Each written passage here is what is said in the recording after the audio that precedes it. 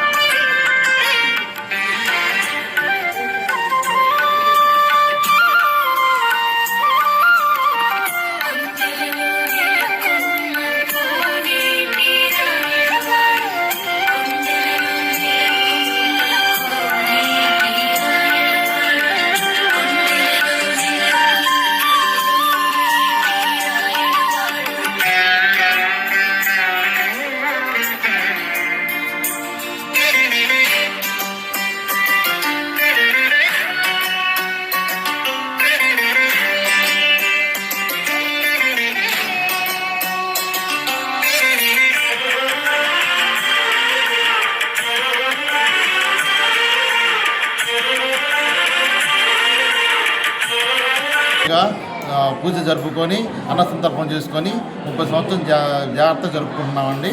మేధాబంధువులు అందరూ మమ్మల్ని సహకరిస్తున్నారు. మాకు అందరికీ నమస్కారాలండి. అందరికీ ధన్యవాదాలు. ప్రకాశం జిల్లా మేధా సంఘ అధ్యక్షుడిని.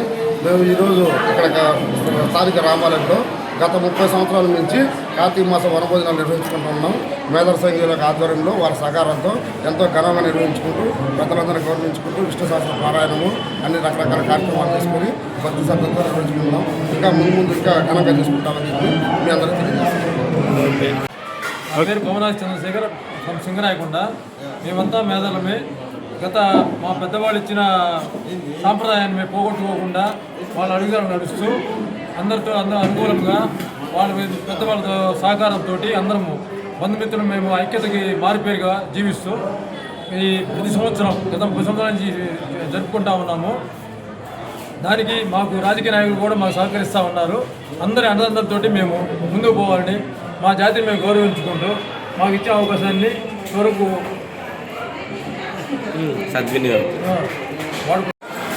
ఓకే, పేరు చెప్పు. నమస్కారం. నా పేరు పిల్లి మధు. పట్టణ ప్రధాన కార్యదర్శిని. ఇప్పుడు మేమందరం కలిసి ఒంగోలు పట్టణ ప్రకాశం జిల్లా మేళలందరూ కలిసి కూడా ఈ కార్యక్రమం చాలా ఎంతో వైభవంగా జరుపుకుంటున్నాము.